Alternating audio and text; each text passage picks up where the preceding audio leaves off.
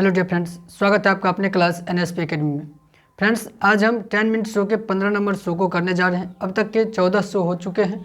यदि आप उन सारे क्लास को नहीं देखें, शो को नहीं देखें, तो नीचे दिए गए लिंक पर क्लिक करें, वहां से आप देख सकते हैं। और चैनल पर यदि आप नए हैं तो चैनल को सब्सक्राइब कर लीजिए, बेल आइकन को दबा दीजिए और आज का क्लास अंत तक अवश्य देखें। देखने के बाद कमेंट करके ज़रूर बताइएंगे कि आपको ये क्लास कैसा लगा। अच्छा लगेगा तो लाइक कर दीजिएगा, दोस्तों के साथ शेयर कर दीजिएगा।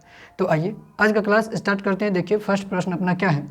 तो 5 बच्चे एक प्रतियोगिता में भाग लेते हैं। हर एक बच्चे को हर दूसरे बच्चे के साथ खेलना जरूरी है। उन सबको कितने खेल खेलने पड़ेंगे? 5 बच्चा यहाँ पर मान लीजिए आप, जैसे कि जो A B C D E, ये 5 बच्चा है। अब इस एक बच्चे को हर एक बच्चे के साथ, हर एक बच्चे को हर एक बच्चे के साथ, मान लीजिए ए अगर खेलना शुरू करे तो ए बी के साथ खेलेगा, सी के साथ, डी के साथ, ई के साथ, ठीक। अब बी अगर खेलेगा तो बी तो ए के साथ खेल चुका है, ए भी खेल चुका है, तो बी किसके किसके साथ बच गया खेलने के लिए? तो सी के साथ, डी के साथ, ई के साथ, ठीक है। अब अगर सी खेलेगा तो सी तो ए के साथ भी खेल चुका है, बी के साथ भी, तो सी के बच किसके साथ जाएगा? डी ई के साथ खेलने के लिए, ठीक। इसी तरह डी को अगर हम खेलने के लिए कहें तो डी किसके साथ खेलेगा? तो सी के साथ खेल लिया, बी के साथ खेल लिया, ए के साथ खेल लिया, तो डी ई के साथ नहीं खेला तो ई के साथ खेले। अब देखिए ई भी सब के साथ खेल लिया, ई डी के साथ, ई सी के साथ, ई बी के साथ, ई ए के साथ। अब यहाँ देखिए कितने खेल हुए? तो यहाँ पर 4, यहाँ पर 3, यहाँ पर 2 और यहाँ पर 1। तो टोटल कितने हो गए? 4 3 7 2 9 1 10। 10 खेल खेलेंगे कुल मिलाकर। अब ये हो गया प्रोसेस की बात। अगर ट्रिक की बात करें, यहाँ पर ट्रिक भी काम करेगा आपको। एक कैसा ट्रिक? तो n इंटू एन माइनस 1/2 आप रख लें, ये रख लेंगे। जैसे n तो कितने बच्चे हैं? तो 5, तो 5 और n माइनस 1, 5 में से 1 घट जाने के बाद क्या आएगा साथियों? तो 4 और बटे में 2, 2 से 2 दूनी 4, 5 दूनी 10। तो ये 10 खेल होंगे यहाँ पर। देखिए प्रोसेस भी हो गया, आप ट्रिक से भी निकाल सकते हैं, जो अच्छा लगे आपको वो अपनाएं। और यहाँ आंसर क्या हो जाएगा? तो बी नंबर ऑप्शन इसका आंसर हो जाएगा 10, ठीक है। समझ लिए होंगे। चलिए नेक्स्ट प्रश्न को हम देख लेते हैं। देखिए प्रश्न नंबर 2 यहाँ पर आप पढ़िए क्या है कि 20 संख्याओं का औसत 20 है। बाद में आकलन करते समय मालूम पड़ा कि औसत निकालते समय एक संख्या 30 को गलती से 50 पढ़ लिया गया था। सही औसत क्या है? तो यहाँ पर 30 को 50 पढ़ लिया गया। कितना अधिक पढ़ लिया गया? तो अधिक कितना पढ़ लिया गया साथियों? ये देखिए, तो अधिक जो है वो 50 में से 30 घटा देंगे तो पता चल जाएगा। तो 20 अधिक पढ़ लिया गया, 20 अधिक हो गया। तो इसका अगर यदि हम कुल निकाल लें, कुल में क्या है कि 20 अधिक है तो 20 को घटा देंगे, तो 20 आंकड़े के लिए 20 औसत है। तो कुल क्या हो जाएगा? तो कुल क्या होता है? तो आंकड़ा और गुने में उसका औसत, तो औसत भी 20 ही है, तो 20 गुने 20 400, 400 हो गया। अब 400 में जो है 20 क्या है? तो अधिक है, तो 20 हम क्या करेंगे? माइनस कर देंगे। तो यहाँ पर कितना जाएगा? 380। कुल आ गया 380 ओरिजिनल में। अब ये 380 का हमें औसत निकालना है। तो औसत कैसे निकालते हैं? तो कुल में क्या करते हैं? आंकड़ा जितना होता है उतना से भाग। तो 30 है और आंकड़े कितने हैं? तो 20, तो 20 हम यहाँ से दे देंगे। तो 20 भाग में कर दिए तो ये देखिए तो कितने बार में कट जाएगा? तो 19 बार में, ठीक है। तो यहाँ से औसत, नया औसत यानी ओरिजिनल औसत क्या आ जाएगा साथियों?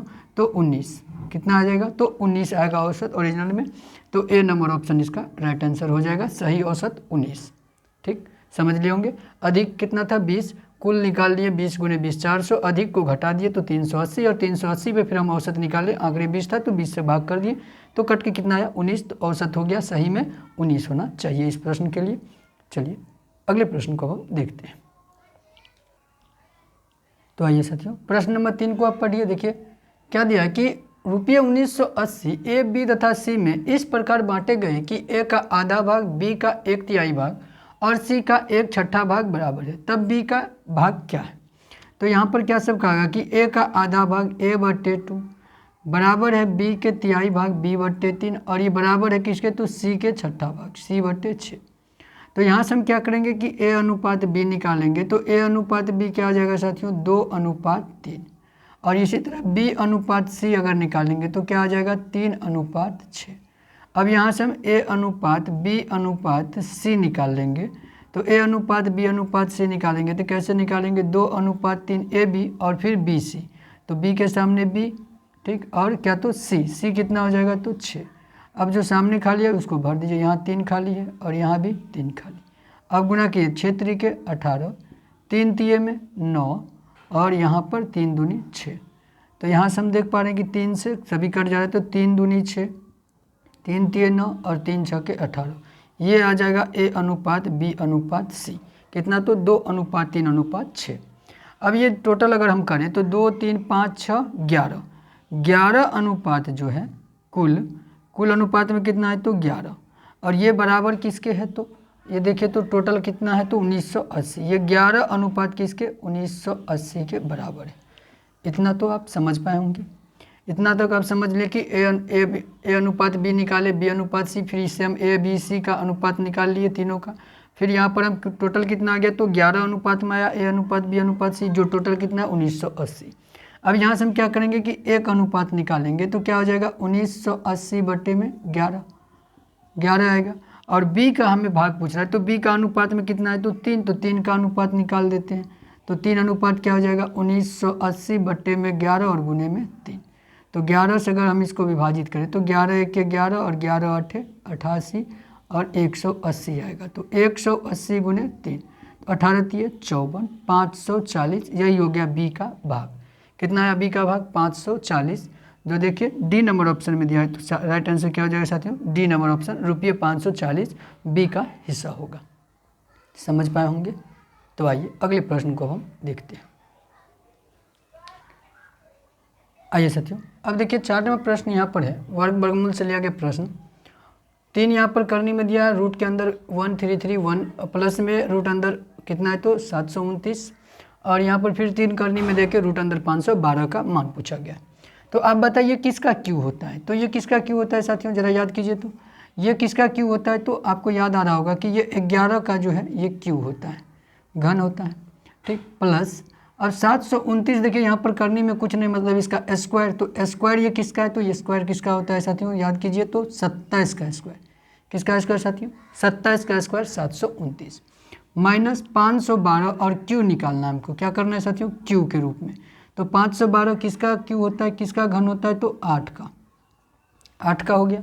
अब यहाँ से निकाल दीजिए। तो यहाँ 3 में से 1 निकलेगा तो क्या निकलेगा 11, प्लस में कितना निकलेगा यहाँ तो 27, और माइनस में क्या निकल के आएगा 8। 11 27 38, 38 में से 8 घट जाएगा तो क्या आ जाएगा 30। कितना आ जाएगा साथियों 30। तो इसका मान हो जाएगा 30, जो है सी नंबर ऑप्शन में। तो राइट आंसर क्या हो जाएगा सी नंबर ऑप्शन, ठीक है। बड़ा ही आसान सा सवाल था। आइए अगले प्रश्न को देखते हैं। तो देखिए साथियों 5 नंबर प्रश्न को पढ़िए। देखिए क्या है कि एक चुनाव में 2 प्रत्याशियों में से एक को 40% मत मिले और वह 1000 मतों से हार गया। तो बताएं मतों की कुल संख्या कितनी है। तो यहाँ पर देखिए कुल कितना होता है तो 100% में से 40% मिला और वो 1000 मतों से हार गया। तो किसी को 60% मिला होगा, यानी कि ये 40% जो मिला इसको, अगर इसमें 1000 हम ऐड कर दें तो ये किसके बराबर है तो 60% के बराबर। जिसको 60% मिला उसको इतना मिला होगा, तभी तो वो जीत गया। तो यहाँ पर देखते हैं हम अगर परसेंट का अंतर निकालें तो 60 में से 40 घट जाएगा तो इधर 1000 बच जाएगा, इधर क्या आ जाएगा तो 20%। तो 20% जो है वो 1000 के बराबर है। कितने बराबर है 1000 के। तो हमें चाहिए क्या 100% निकालना है, क्योंकि कुल संख्या मतलब 100%। तो 100% निकालने के लिए हमें इसको कितने से मल्टीपल करना होगा तो 5 से मल्टीप्लाई करना होगा। तो इधर भी 5 से तो करना होगा। जब प्रतिशत को हम 100 पुराने के लिए 5 से कर रहे हैं तो 100 पुर जा रहा है, तो इसको भी संख्या को भी 5 से कर देंगे तो क्या हो जाएगा 5 से करने के बाद तो 5000। तो यहाँ से निकल गया आपका कुल कितना था तो 5000 मत था, 100% 5000 के बराबर। तो यहाँ पर देखिए तो बी नंबर ऑप्शन में दिया है, तो इसका राइट आंसर क्या हो जाएगा 5000 जो है कुल मत की संख्या थी, ठीक है। तो साथियों आज का क्लास आपको कैसा लगा, अच्छा लगा हो तो लाइक कर दीजिए, दोस्तों के साथ शेयर कर दीजिए। चैनल पर नए हैं तो चैनल को सब्सक्राइब कर लीजिए और बेल आइकन को दबा दीजिए। तो आज के लिए यहीं तक, तो अंत तक बने रहने के लिए आपका बहुत बहुत धन्यवाद।